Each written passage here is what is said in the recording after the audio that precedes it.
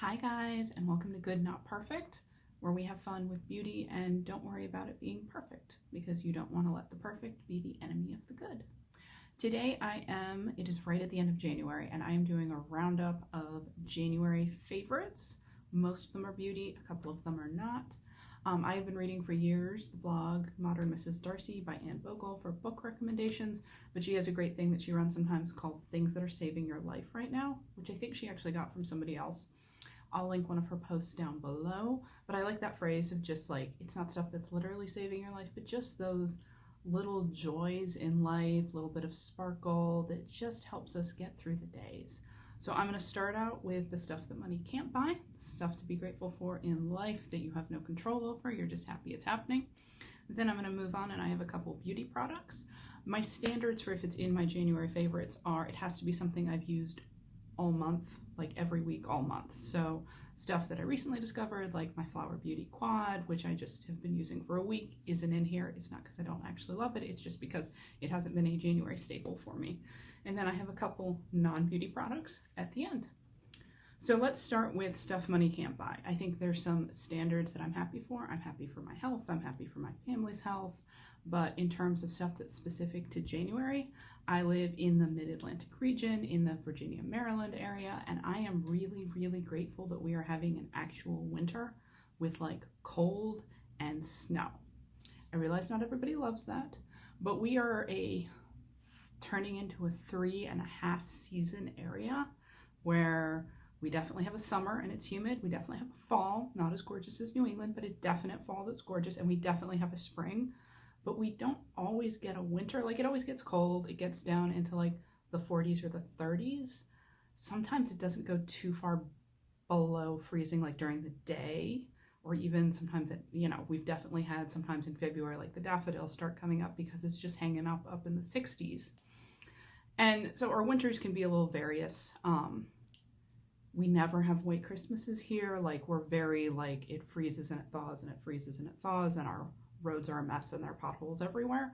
But this year, after 2 years of having basically no snow, kind of temperate, which I realize some people love, but I like the all 4 seasons. We have had one big snowfall where it was 2 days of like the snow and the trees, which is my favorite, and the beautiful scenery.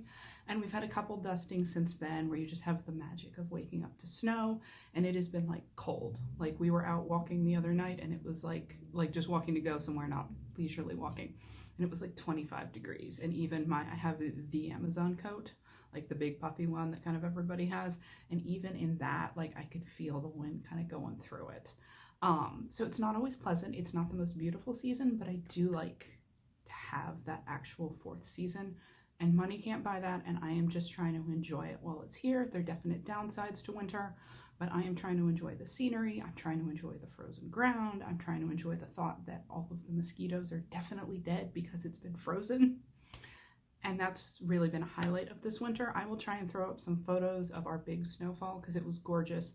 And my husband and I did venture out for a slightly precarious and icy walk, but I love walking in the snow, and there are some really beautiful scenes, and it stayed that way for a couple of days with the snow and the trees, and I am so grateful. Okay, beauty favorites. I'm going to start with one that makes me a little bit of a hypocrite, because if you know, I have been, for kind of health reasons, before I started this channel, I scanned my skincare and my beauty and anything that was like on my face, like not eyeshadow, that didn't meet the environmental working group's criteria. I put off in a box to kind of put it in a timeout and see how I went. I realized the environmental working group is not perfect, and I kind of knew that when I started, but I just kind of wanted to see how things panned out.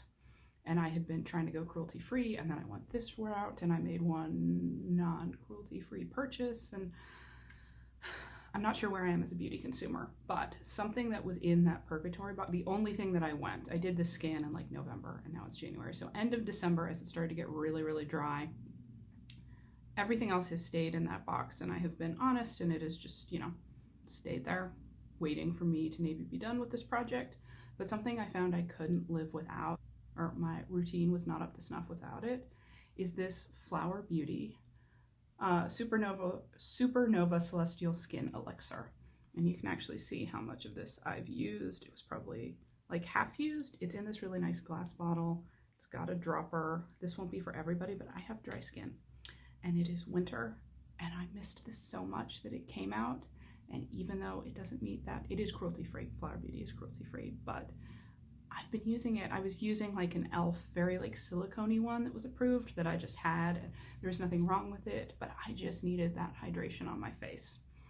They have two kind of primers in this Celestial Elixir line. There's also the one that's like the mousse that comes out of kind of like an aerosol can, which I was using and enjoying, but this is the one, just like, because it's like this oil base like this, just a little bit. It's what's under my makeup today.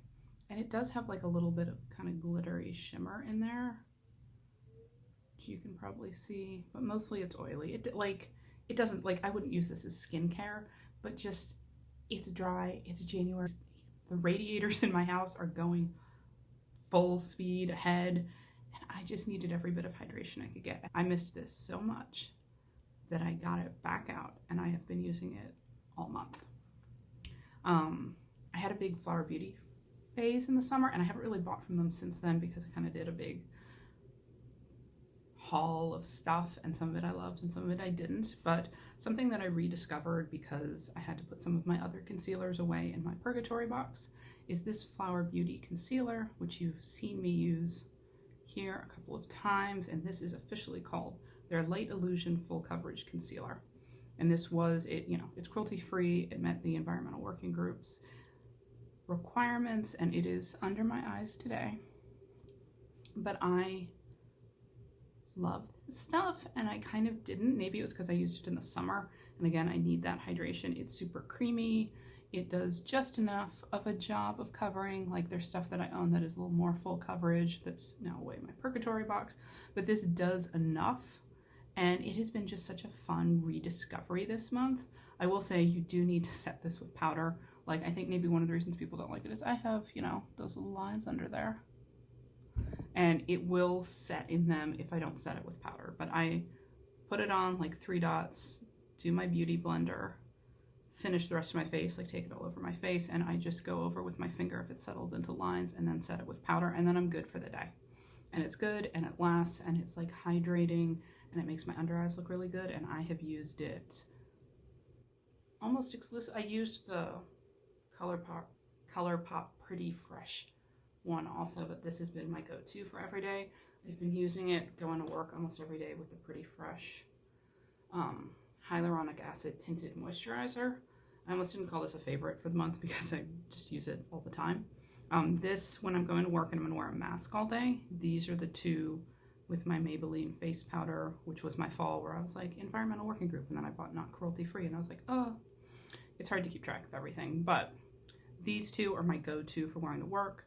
I would, I think if I wasn't wearing a mask all day at work, go with maybe not a tinted moisturizer every day. Like, maybe I'd be using more foundation, but if you have to wear a mask all day, you might as well not go with more coverage because it's just going to peel some of that coverage off. But these have been my go-to. This was definitely a discovery for January, where I got this back out and have been using it, I guess, starting in December, but love it. And I think it just didn't get enough attention, or maybe this is just not going to be a good summer concealer for me, but love this.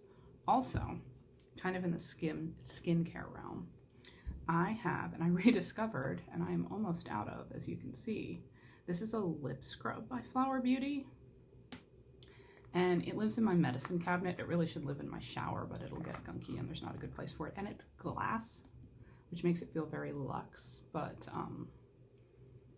so I forget about it. So I've been doing a good job about the morning of, when I'm doing my skincare and I'm in my medicine cabinet, actually putting it out on my counter, so I remember to, when I take a shower at night, because when I'm going to work I shower the night before, because I like wash my face, put my like oil cleanse on, put this on my lips, and then get in the shower and like wash it all off with a washcloth. And as you can see, I have lips that are just naturally lined, and they're not those beautiful smooth lips anyway, but they're also very dry. And so doing this, I just love it. It feels luxe. The packaging feels luxe. The product feels luxe. I'm glad I rediscovered this. So love that. That's the end of my like shill for Flower Beauty. Not that they know who I am. Sip of tea.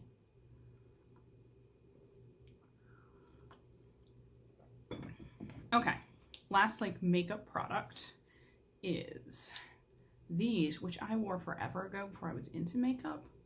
These Burt's Bees, I think they're called Lip Shimmer, and they have like a peppermint oil in them, which is the one thing the environmental working group dings them for that you might be allergic to, but I'm not, so I went ahead and used them. I bought the Fig one. I actually have 2 of them on its own because, again, I wore this like years ago when I wasn't into makeup. They are definitely a lip balm. Fig is what I have on my lips right now. And then they sold these in a little pack, I think called the Warm Pack. So it is Fig, Rhubarb, and Peony. Sorry to do those out of order. Well, Fig, Peony, and Rhubarb. And I have had like one sitting in my makeup drawer for when I get dressed in the morning, one in my backpack I take to school, and one just kicking around in my purse because wearing a mask all day at work, I'm just not wearing bullet lipsticks to work or like really heavy lipstick to work because both it's dry, so doing like a liquid lipstick that's going to dry down on my lips is just, it's not going to work, and it's not the season for that for me. But I like to put something on my lips because I do have some meetings I go to during the day where I'm on like Zoom and I'm in my office, and so my mask comes off because I'm alone. And I like to look not dead on camera. You know, vanity. And so these have been a really good, I lean towards moisturizing anyway over like super matte because of my lips, but these have just been great to be able to, because I can totally put these on just looking in like the Zoom camera. You know, whereas with a lipstick, you might have to be more precise. So again, I'd be using more lipstick if I wasn't wearing a mask to work, but with the dry air, wearing a mask at work all the time, these have been great. And I can totally also, like, if I put Peony on in the morning and then I jump on a call and I layer Rhubarb over, because it's not a lipstick, it just kind of overcomes it. And I'll put some swatches in of these. Here it is on my lips in the color Peony, which is the lightest color. It's a very pretty pink. And then next we have, this is it in Rhubarb, which is a little redder. And then the deepest color is Fig, which is my favorite color from this. Okay, so that's it for makeup products. I had my primer, my concealer, my little lip shimmers, and my lip scrubby. Okay, so sort of beauty product. I bought a BH Cosmetics brush collection this year right after Christmas. It was their Fa La La La Fierce, so it's Christmas themed brushes, but I just think the red will look fine all year. I've had some old e.l.f. brushes. I bought some Real Technique brushes when I got into makeup, and they've all been great, but I heard BH brushes were a nice step up, and as you know, my like big complexion brush was like a 10-year-old Bare Minerals brush, and I love them. I love the way the handles feel. I don't know what it is about them. I don't know if it's that they're lighter or heavier, or they just have a good feel to them. The bristles are super soft. I brought a whole collection that is like 8 pieces maybe, and I like all of them. But this one particularly I like because it's fluffy but angled, and this has kind of transformed the way I have done my like outer corner. It has made it a little cleaner. It has made it easier to pack stuff on the inner corner and then kind of turn this over and use it as a fluffy brush to buff it out. And this particular type of brush has been great. I'm sure other companies sell ones that are a similar shape, just so you see there. It was washed yesterday and then used this morning, so you can see it has some of that blue on it. But this has been a fave for this month. Okay, that's the end of like beauty stuff. Now I just have some random stuff that's just been making me really happy this January. Okay, first one I love, but it makes me feel a little unsophisticated. I am not a huge, I watched Disney growing up. I'm not like a Disney adult. I wasn't aware of their merch, but I did watch, I think it was Holly Madison's video on Loungefly, and I was like, that's kind of cute. And I had a backpack that broke recently, so I looked at their backpacks and I decided they're a little too cutesy for me to be like bringing to work. Some of the kids at school would probably like them, and just not the right size for me. But I did then discover, so Disney Parks Loungefly wallets. So I got, and this was discounted because I'm sure it was for Halloween. So it is Hocus Pocus themed, and it is this iridescent, shimmery kind of purple, which I didn't realize it would be this like shiny when I saw it on the website. It was like 50% off, and it's even shiny on the inside. I took all my cards out and everything for the most part. It's this shimmery purple that's just really pretty and has just been making me really happy. I like Hocus Pocus in a like very campy way. I watched a ton of it on the Disney Channel growing up. I kind of hate that they didn't like you can just catch the handle of the, like, how do you not foreground the vacuum cleaner? But actually this art kind of reminds me of the witch, so I've just been thinking of it as like my witchy wallet. And even though it's January and it's not Halloween, I have put my cards in it, and it has just been like I take it out of the grocery store and I just have this little thrill of, again, like saving my life, getting me through my days. And I think if you are a grown-up who maybe wants to appear a little more sophisticated at work or walking around, no shame if you have like a Loungefly or a Disney backpack and that makes you happy, you do you. I think this is a good option to like do a fun wallet, and then you can have your bag or your backpack that looks, you know, the sophisticated grown-up you, and then you just have this little bit of fun that lives in there, and you get out, and you know, it just makes you a little happy. So I've been loving that. The other thing I have been loving, I actually bought back in August, and it is these. Obviously I wasn't using them in August. My husband and I took a trip to Ireland, which was totally legal. They were open and happy for our business. We were vaxxed, we had our vaccine cards with us, and we took COVID tests before we went and before we came home.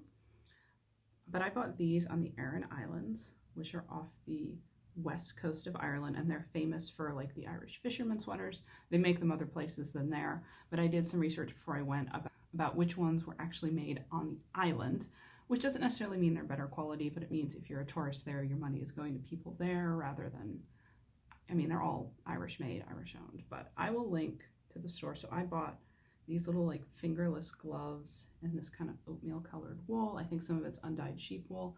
They are super warm. I was kind of on the lookout for the ones that then fold over and like turn into mittens, but they didn't have those. And I have loved having these. I can just fold my fingers over and I haven't been too cold. It's great to be able to operate your phone, to like grab my keys out of the bottom of my purse. Also, if I go for walks, obviously I can have these and I can just put them in my pockets to make sure they stay warm. But it has been a great compromise between being warm and it's hand knit wool, which means it's extra warm because somebody actually knitting can pull things tighter as they sew. I will link to the website. I think they have a website of the people who make these. It is a very small operation on the Aran Islands. If you live in the United States like I do and you order, you're going to have to pay import taxes on it, just so you know, and it's not their fault. But I bought these in person and had them saved. And again, it's finally cold enough to wear them. Okay, last thing. I'm almost out. I have one tea bag of this left. It is the Harney & Sons Decaf Hot Cinnamon Tea. So I got this for Christmas. I put it on my Christmas list. Well, I drink caffeine in the morning and then I'm decaf for most of the afternoon. But I really like in the evenings to have like an interesting decaf tea. It also helps me not snack or have desserts. Like I have a cup of flavored, I'm picky about my flavors, flavored decaf coffee are kind of like an interesting tea. And this is so like fall and warm and Christmassy and wintry. And I really like this one. I'm gonna go buy some more, maybe just refill this nice little tin. But again, you could get the not decaf, but the hot cinnamon is great if you'd like to support a smaller business. What I had before this, and this isn't the same flavor, is Rostov's Coffee and Tea. They are located in Richmond, Virginia, and their Richmond blend is kind of this. It's maybe a little more spicy, and they sell a decaf version of it, which I really appreciate. Or you can do my husband's homemade version when I ran out of this last year, which is just to make yourself regular old decaf black tea and add red hots to the bottom of it. I don't think it works just as well. I like having the actual flavored tea, but he's like, that tea just tastes like red hots, and so he will make himself some, and we're storing these in a jam jar in the tea drawer if you would like to make your tea extra spicy. Okay, I think that's everything. Thank you guys so much for watching. These are the things that have been bringing me joy and saving my sanity in this month of January. Bye.